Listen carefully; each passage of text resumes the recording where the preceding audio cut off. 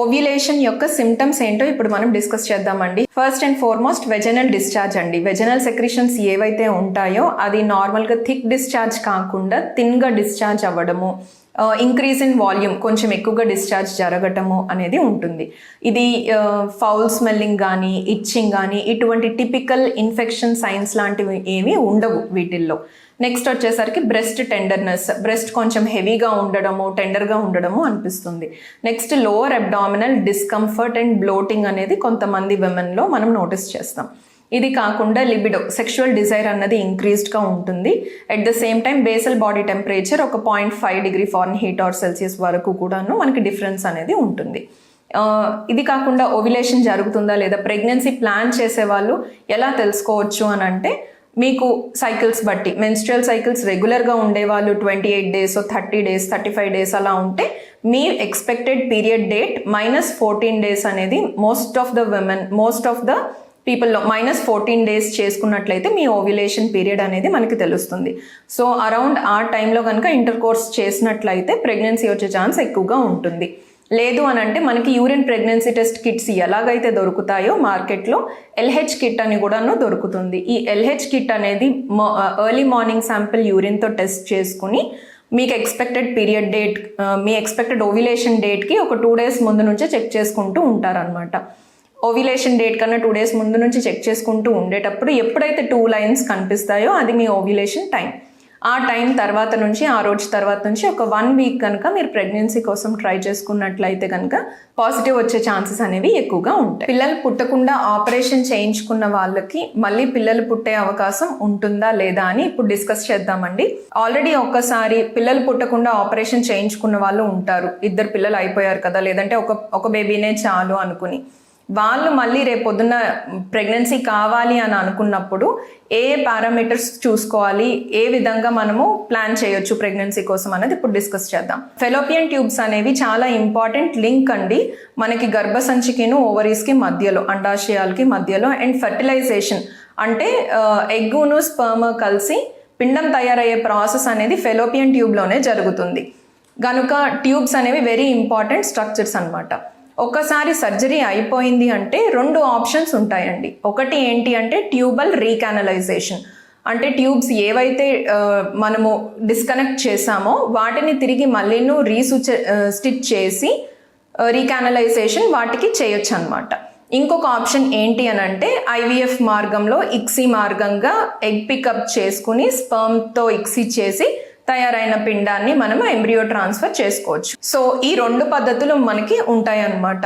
ఇప్పుడు దేని యొక్క సక్సెస్ రేట్ ఎంత, ఎవరు ఏది చేయించుకోవాలి అన్నది మనం డిస్కస్ చేద్దాం. కొంత క్రైటీరియా ఉంటుంది, ఎవరు సర్జరీకి వెళ్ళాలి, ఎవరు డైరెక్ట్గా IVFకి వెళ్ళాలి అన్నది. అందరికీను మనము సేమ్ ప్రొసీజర్ అనేది చెప్పడం జరగదు. ట్యూబ్స్ అనేవి సాధారణంగా 10 సెంటీమీటర్ల వరకు ఉంటాయి. ఇది మనం ఒక్కసారి సర్జరీ చేసినప్పుడు లెంగ్త్ అనేది బాగా డిక్రీజ్ అవుతుంది. At the same time indication of the procedure, ఒక్క ట్యూబల్ సర్జరీ అనేది పిల్లలు పుట్టకుండానే కాదు, వేరే ఏదైనా ప్రొసీజర్ కోసము, లేదా ఇది వరకు ఎక్టోపిక్ అయింది, మరొకటి ట్యూబల్ సర్జరీస్ జరిగాయి, లేదా ట్యూబల్ బ్లాక్ కోసం సర్జరీ చేయించుకున్నారు, ఇదంతా కూడాను ఒక్కసారి ట్యూబ్స్కి సర్జరీ అయితే నెక్స్ట్ ఆ ట్యూబ్ ద్వారా పిండం తయారయ్యేదానికి సక్సెస్ రేట్ వచ్చేసరికి కొంచెం తక్కువగా ఉంటుంది నార్మల్ ప్రెగ్నెన్సీ సక్సెస్ రేట్ కన్నాను. ఎట్ ద సేమ్ టైం దీనిలో ఒక డిసడ్వాంటేజ్ కూడా ఉంటుంది. ఏంటి అని అంటే ఎక్టోపిక్ ప్రెగ్నెన్సీ. ఒకసారి ట్యూబ్కి సర్జరీ అయినప్పుడు ఏమవుతుంది అని అంటే తయారైన పిండం అదే ప్లేస్లో అతుక్కుని పెరిగేదానికి ఛాన్స్ ఉంటుంది. అటువంటప్పుడు ఈ పిండం గర్భసంచిలో కాకుండా ట్యూబ్లోనే పెరగటం వలన ఎక్టోపిక్ ప్రెగ్నెన్సీ అని అంటాము. At the same time tubal rupture అవ్వడము, ఆ ప్రెగ్నెన్సీ కంటిన్యూ అయ్యే ఛాన్స్ కూడా ఉండదు. సో ఈ 2 అనేది ట్యూబల్ సర్జరీలో డిసడ్వాంటేజెస్. ఈ రెండింటిని మనం ఓవర్కమ్ చేయడానికి మనకి IVF ప్రొసీజర్ అనేది ఉంటుంది. సో కొంతమంది కపుల్స్ ఎవరైనా కనుక ట్యూబల్ సర్జరీ చేయించుకున్నారు, సర్జరీ అయిన తర్వాత ఎక్టోపిక్ అయింది, మళ్ళీ ట్యూబ్ని రిమూవ్ చేసేసారంటే again they will be left with only IVF option అనమాట. IVF ప్రొసీజర్ పద్ధతిలో ఏంటి అని అంటే సక్సెస్ రేట్ ట్యూబల్ సర్జరీ కన్నా ఎక్కువ ఉంటుంది. ఎందుకు అనంటే మనం డైరెక్ట్గా గుడ్డుని బయటకు తీస్తున్నాము, స్పర్మ్తో కలిపి పిండం తయారు చేసి తయారైన పిండాన్ని గర్భసంచిలో పెడుతున్నాం కనుక దీనికి సక్సెస్ రేట్ అనేది బెటర్గా ఉంటుంది. At the same time ectopic pregnancy chance అనేది ట్యూబల్ రీకానలైజేషన్ కన్నా ఐవీఎఫ్ ప్రొసీజర్లో తక్కువగా ఉంటుందన్నమాట. ఓన్లీ థింగ్ ఐవీఎఫ్ చేసే వారిలో ఒకవేళ 2 పిండాలు ఎంబ్రియో ట్రాన్స్ఫర్ చేసినప్పుడు ట్విన్ జెస్టేషన్ అనేది రావడానికి ఛాన్సెస్ అనేది ఉంటుంది. 2 or more than 2 multiple gestation అనేది one of the extra factor అనమాట. సో ఇప్పుడు మనం తెలుసుకున్న ఈ 2 విధానాల ద్వారా పిల్లలు పుట్టకుండా ఆపరేషన్ జరిగిన వాళ్ళకి మళ్ళీ ప్రెగ్నెన్సీ కావాలి అని అంటే అయితే ట్యూబల్ రీకానలైజేషన్ ద్వారా ట్రై చేయొచ్చు, లేదు అని అంటే ఐవీఎఫ్ ఇక్సీ ద్వారా ట్రై చేయొచ్చు. ఇప్పుడు మనం ఏ పేషెంట్ రీకానలైజేషన్కి వెళ్ళాలి, ఏ పేషెంట్ ఐవీఎఫ్కి వెళ్ళాలి అన్నది మీ క్లినికల్ కండిషన్ బట్టి డాక్టర్ డిసైడ్ చేయడం జరుగుతుంది.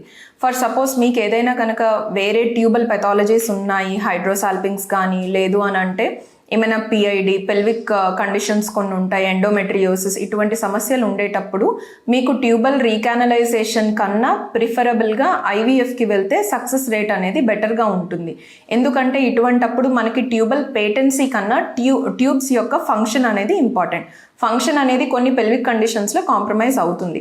ఇటువంటి చిన్న చిన్న విషయాలన్నీ మల్టిపుల్ థింగ్స్ సక్సెస్ రేట్ని ప్రెడిక్ట్ చేస్తుంది. కాబట్టి ఒకవేళ బోత్ ద ఫెసిలిటీస్ ఉన్నట్లయితే కనుక ఐవీఎఫ్ ద్వారా సక్సెస్ రేట్ బెటర్గా ఉంటుంది, కాంప్లికేషన్స్ కూడాను తక్కువగా ఉంటాయి అన్నమాట రీకానలైజేషన్ ప్రొసీజర్ కన్నా.